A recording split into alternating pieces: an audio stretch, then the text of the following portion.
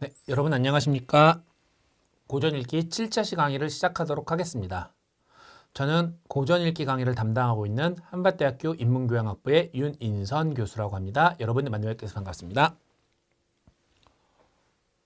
어떻게 여러분들 고전을 온고지신, 고전을 새롭게 읽고 활용한다라는 본 강의의 목표에 맞게 잘 따라오고 계신지 모르겠습니다. 나름 이 강의를 준비하면서 여러분들과 고전을 그냥 재미없고 옛날 책, 옛꽃자의 정말 옛날 책으로만 읽는 것이 아니라 현대 지금은 삶을 살고 있는 우리와 어떻게 하면 소통해 볼 수 있을까? 사실은 고전에 대한 내용을 설명하기보다는 그렇게 소통할 수 있는 몇 가지 방법들을 제시하는 것을 저는 이 고전 읽기 강의의 가장 중요한 목표로 세웠었습니다. 다시 말씀드리면 고전을 읽는 과정에서 그냥 고전의 깊은 뜻은 이런 거구나. 우리 선인들이 이런 깊은 뜻이 있다니가 아니라 고전 텍스트를 여러분들이 나름대로 현대적으로 해석하고 접근할 수 있는 능력, 역량을 키워드리는 것을 이 강의의 가장 중요한 목표로 삼았습니다. 그래서 1차 시에서는 고전 읽는 방법에 대해서, 2차 시와 3차 시에서는 고전을 문화 콘텐츠로 활용하는 방법에 대해서, 4차 시와 5차 시에서는 고전의 내용에 대해서 내용적인 측면에서 질문을 던지고 형식적인 측면에서 질문을 던지는 방법에 대해서, 6차 시에서는 고전을 어떤 문화 사회 담론과 매칭시켜 읽는 연습을 통해서 나와 현재 내가 살고 있는 사회 담론을 비교해 볼 수 있는 과정에 대해서, 즉 외부적인 관점에 대해서 이야기를 해보았습니다. 특히나 6차 시 우리가 연려하명 박시전과 연려담론을 같이 읽으면서 우리는 사회적 담론에 매몰될 수밖에 없는 한 개인, 그러한 개인이 썼던 글을, 그렇다면 우리 글을 보면서 결국 사회적 관점이라는 담론, 사회적인 외부에 있던 사회라는 담론의 관점이 결국 글이라든가 이런 것이 어떻게 나타나는가에 대해서 생각해보고 그걸 우리는 우리 삶으로 성찰해 볼 수 있죠. 즉 신자유주의, 사회주의, 자본주의 다양한 어떤 담론 속에 살고 있는 우리들이 그것들이 체화됐을 때 과연 우리는 어떠한 삶을 살고 있는가에 대한 관점, 외부적인 것들이 내 안에 체화된 관점에 대해서 그것들이 텍스트로 어떻게 나타나는가에 대해 생각해 봤습니다. 그렇다면 그리고 그 과정에서 고전을 새롭게 읽을 수 있는 방법에 대해서 우리가 같이 고민해 보았습니다. 그렇다면 이제 마지막에서는요. 6차 시에서 이야기했던 관점을 이어받아서 이번엔 고전 문학 안에 읽고 나서 그 안에 나타났던 관점을 우리가 그 사회적 담론이 관점이 우리가 체화된 것이 아니라 작품 안에 있던 관점을 우리가 체득해서 어떻게 세상을 볼 수 있느냐라는 문제에 대해서 이야기 나눠보려고 합니다. 그래서 결국 2, 3차 시에서는 컨텐츠, 3, 4차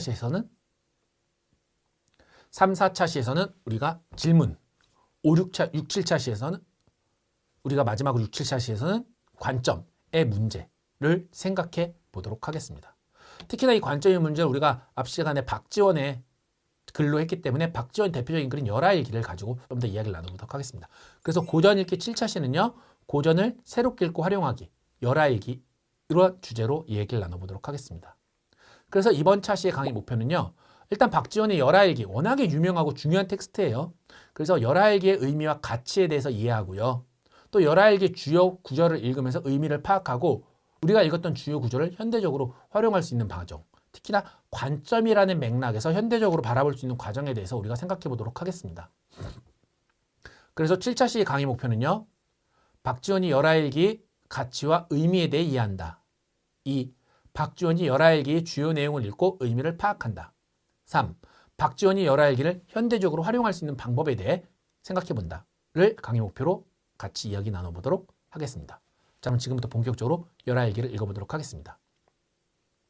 열하일기는 말 그대로 일기입니다. 열하는 지역이고요. 그래서 박지원이 2달 동안 열하라는 지역을 여행했던 기록을 담고 있는 여행기입니다. 그래서 박지원은 1780년 정조 4년에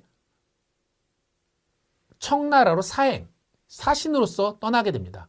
그리고 그해 10월에 한양으로 돌아오는데요. 이때 열하일기는 6월 24일 압록강을 건너 연경에 갔다가 열하로 이해하고 다시 8월 20일 연경으로 돌아오기까지 과정을 담고 있습니다. 박지원이 중국을 여행하면서 보고 들었던 특히 청나라를 여행하면서 보고 들었던 새로운 문명에 대한 이야기예요. 그래서 열하일기에는요. 한양을 출발해서 압록강을 건너서 요동에 도착해서 성경을 거쳐 산해관에 갔다 연경에 갔다 열하에 도착하고 연경에 도착하는 즉 한양, 압록강, 요동, 성경, 산해강, 연경, 열하, 연경의 일정을 담고 있는 2달간의 여행기입니다. 이 지도 보이시죠? 이 지도에서는 의지부터 출발해서 박지원이 2달 동안 어떻게 지나가게 됐는지를 잘 나타나고 있습니다. 이거를 사실은 지금 이 지도만 보면 우리가 되게 짧은 기간이다, 짧은 거리다라고 생각할 수 있겠지만 이걸 다 걸어간 거예요.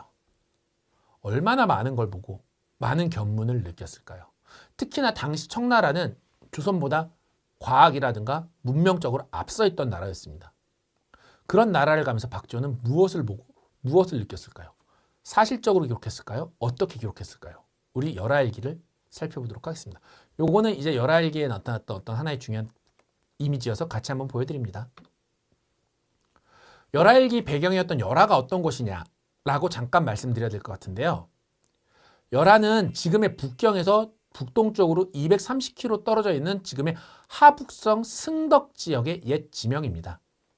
특히나 열하는 온천이 많고 겨울에도 물이 얼지 않아 열하천이 있어서 열하라는 지명이 생겼어요.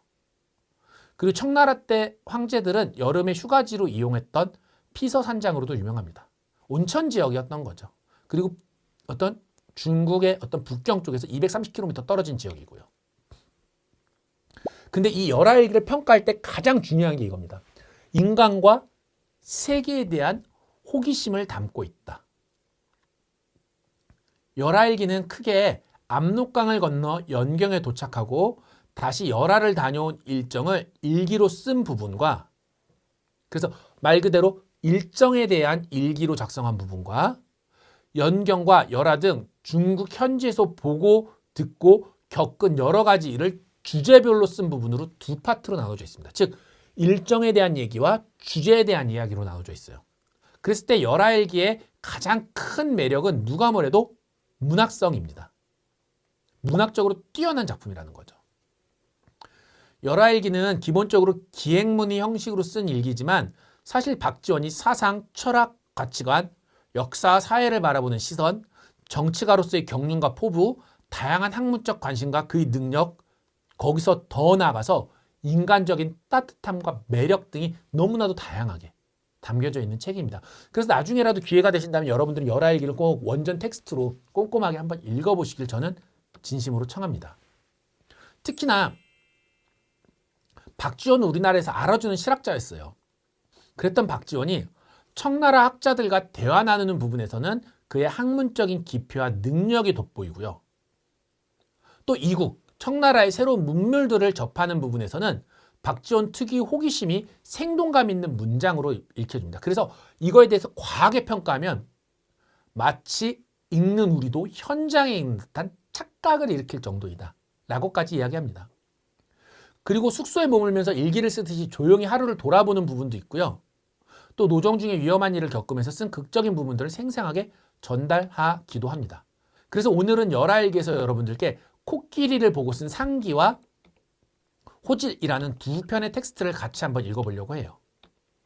자, 상기는요, 이런 줄거리를 지니고 있습니다. 상방에서 본 코끼리. 사실 코끼리라는 게 되게 신기한 동물이었거든요, 우리나라에서는. 그래서 상방에서 본 코끼리를 묘사하는데 이렇게 묘사해요. 온몸이 꿈틀거리며 풍우처럼 같다. 느린 듯 빠르다. 그리고 자기가 옛날 경험을 생각해보니 동해 바닷가에서 본 헛것이 코끼리라고 생각하게 됐다. 근데 이런 코끼리 외양과 그 모순됨을 지목합니다. 즉 코에 주목하다 보니까 코끼리를 제대로 보지 못하는 자신의 모습에 대해 이야기해요. 사실은 눈은 간사해 보이지만 코끼리가 상당히 어진 성품을 지니고 있었다는 거죠. 그러면서 코끼리가 코를 휘둘러서 호랑이를 죽인 사건을 설명합니다. 이러한 사건을 서술하면서 박지원은 코끼리가 의도한 것은 아니지만 코를 휘두르면 위험하다. 호랑이를 죽일 만큼 강력한 존재가 코끼리이다 라고 이야기를 합니다. 그러면서 마지막으로 코끼리를 통한 논변을 제시해요. 근데 이 코끼리를 통한 논변은 어떤 얘기들이 나오냐 하면은 하늘이 이치가 오묘해서 간단하게 규정짓기가 어렵다. 세상이 만들어질 때 자연스럽게 이루어진다. 세상의 이치가 간단하지 않아 속단하지 말라. 사람들이 이 동물이 외향을 제멋대로 해석하여 앞뒤가 안 맞는 경우가 있다. 실제 사람들이 이론은 그렇게 쓸모가 없다. 코끼리는 호랑이를 이기는 코기가 있지만 쥐 앞에서는 떠는 존재이다. 세상 이치가 불가이하다 라고 논변을 합니다. 자, 여러분 한번 생각해 볼까요? 상기는 코끼리를 기록한 건데 처음 본 코끼리를 그냥 보면서 와, 코끼리다 라고 적은 것이 아니라 코에 주목하다 보니까 코끼리 뒷모습을 보지 못했다. 코끼리가 코를 휘둘러 호랑이를 죽일 정도로 강력하지만 쥐 앞에서는 떤다. 그리고 코끼리가 온몸이 풍우처럼 왔다 갔다 한다. 즉 느린데 되게 빠르다. 이런 코끼리에 대한 세밀한 관찰을 통해서 어떤 삶의 이치 4가지를 깨닫습니다. 첫 번째, 하늘의 이치가 오묘하다. 두 번째, 세상이 만들어질 때 자연스럽게 이루어진 것이니 속단하지 말라. 사람들이 동물의 외향을 제멋대로 해석하는데 사실 틀렸다. 코끼리는 호랑이를 이기지만 쥐 앞에서 떠는 양면적인 존재이다. 세상 이치가 이렇게 불가사의하다. 라는 이야기를 합니다. 즉 논변 부분에서는 코끼리를 꼼꼼하고 세밀하게 관찰했던 내용을 바탕으로 이러한 삶의 이치를 얘기하고 있어요. 그러면서 이렇게 얘기하죠. 힘의 강약에서는 호랑이, 코끼리, 쥐지만 우연히 그렇게 된 것이다. 세 사물은 상대적이다. 라는 이야기까지 합니다. 사실은 이 코끼리는요. 연행록, 즉 중국이나 외국의 사신들이 썼던 연행록의 주된 소재였어요. 왜냐하면 상당히 처음 보는 신기한 것이거든요. 그래서 처음에는 단순한 기물, 기이한 사물로서 구경거리로 시작을 하지만 후대 연행론으로 갈수록 점점 코끼리를 관찰하고 구체적으로 보면서 탐문을 통해 복잡한 형상을 서술합니다. 그래서 실제로 조천록이라는 연행록에서는 이렇게 적혀 있어요. 황제가 어전에 나오자 관원들이 할애한 의식, 문마다 코끼리가 지키고 있었다. 6마리 큰 코끼리가 문 밖에서 나눠 서 있는 모양이 기이하고 컸다. 라고 하면서 기이하고 커다랐던 코끼리를 신기하게 우와 하고 바라보는 모습이 나옵니다. 근데 박지원의 글쓰기에서는요, 어때요? 코끼리를 그냥 보이는 대로 보는 것이 아니라 그 이면의 의미, 코끼리를 통해서 어떤 의미를 깨닫죠. 그래서 특히 논변 부분에서 세상의 이치, 외양, 그리고 존재의 양면성과 같은 어떤 우리 가르침, 깨달음을 적고 있습니다.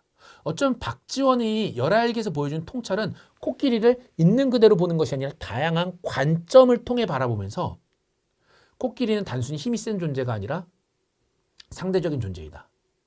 그리고 외양, 코에만 집중하다 보니 다른 외양을 놓쳤는데 그러면 안 된다와 같은 어떤 삶의 깨달음을 얻고 있는 텍스트인 것 같습니다.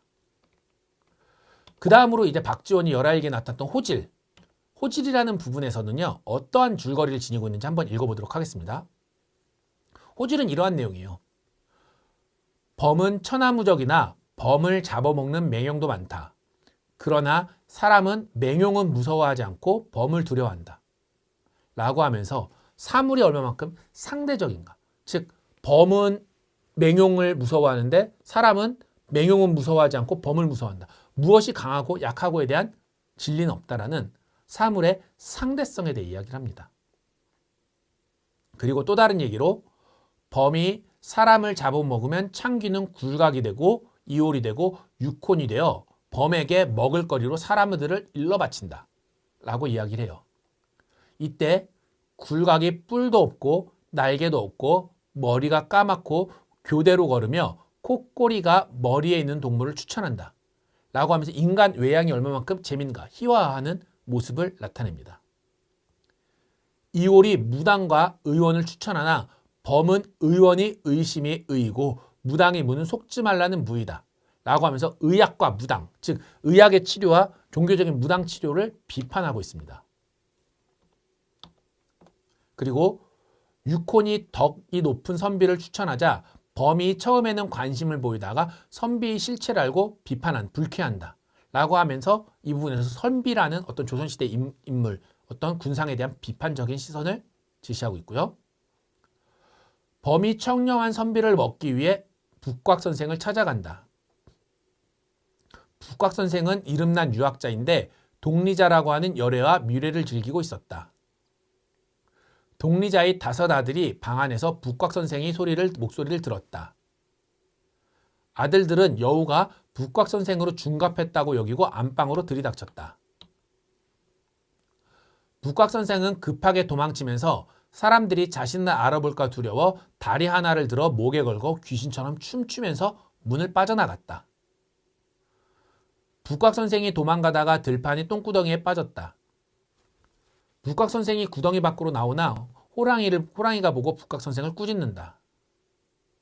북곽선생은 호랑이의 아첨을 떤다가 정신을 차리니 아침이 되었다.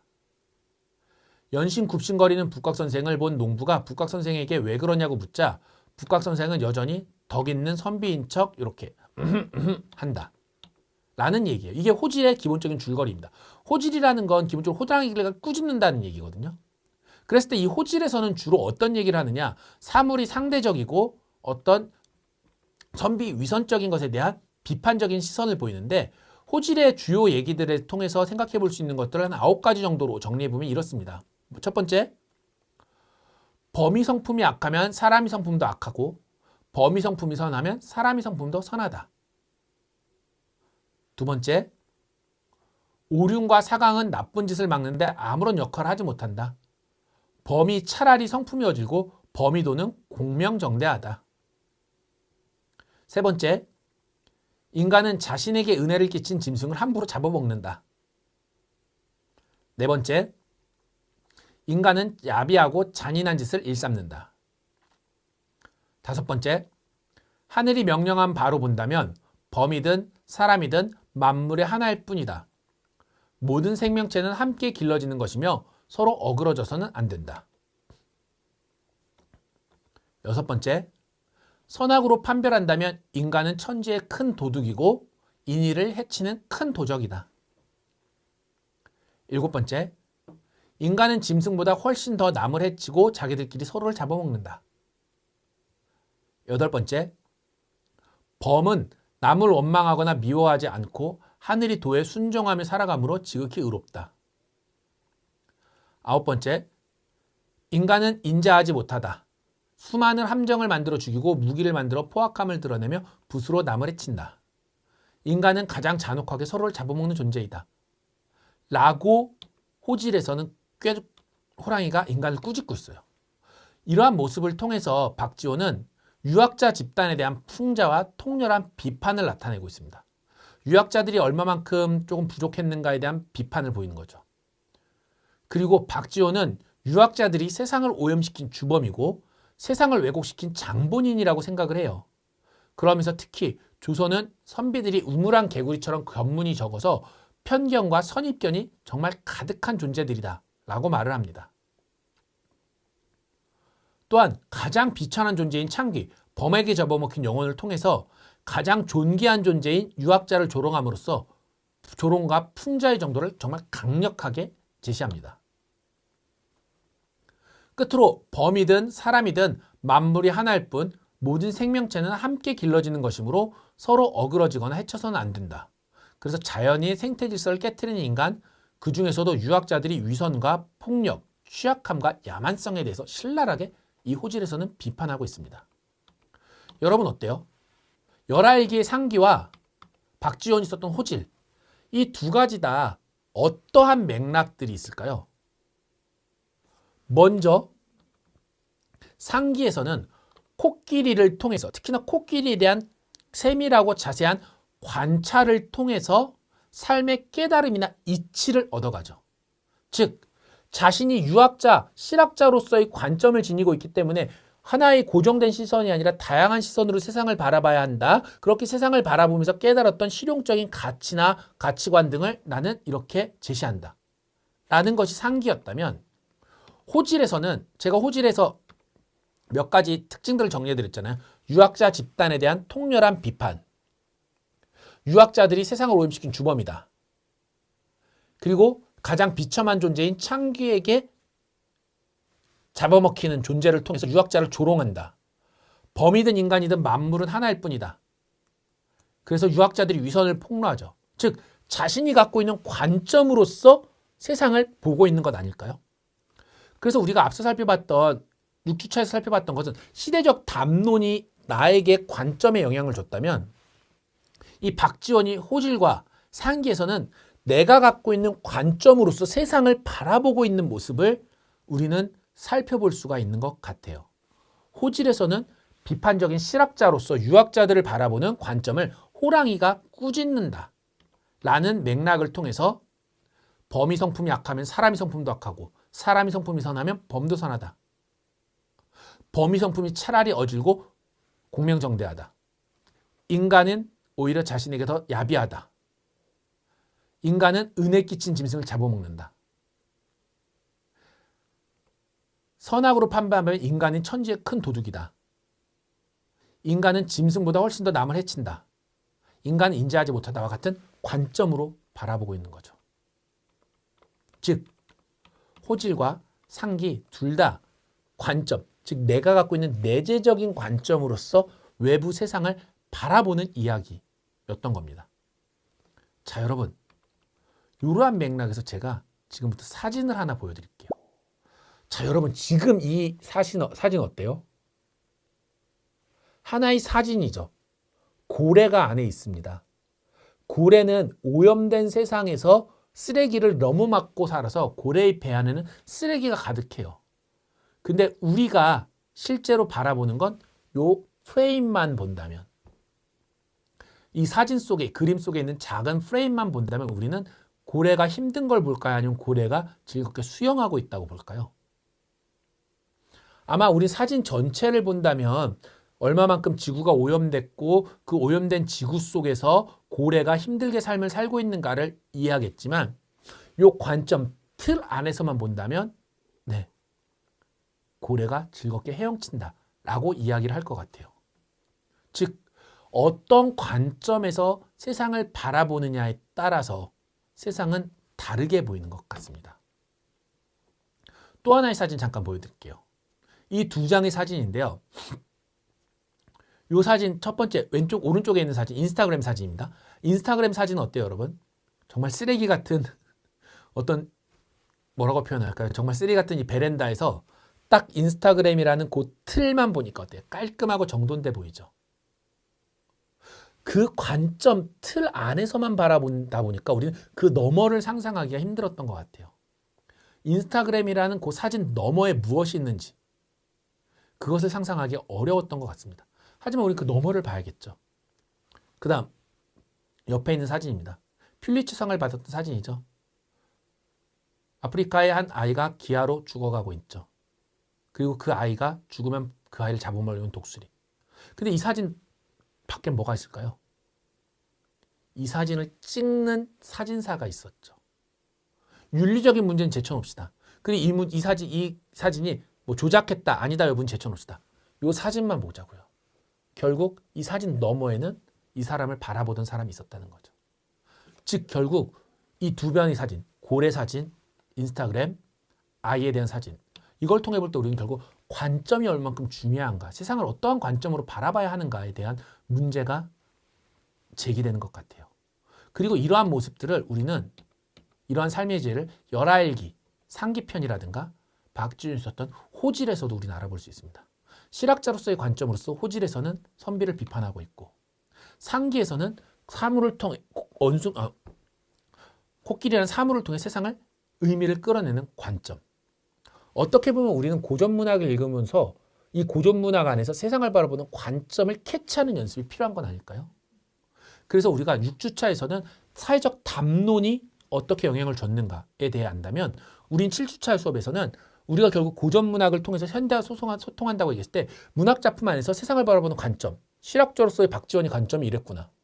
양반을 비판하는 어떤 실학자로서 박지원이 이런 관점을 지니고 있구나 라는 걸 이해하고 그러한 관점으로 우리도 한번 세상을 바라보는 연습을 해볼 수 있지 않을까요?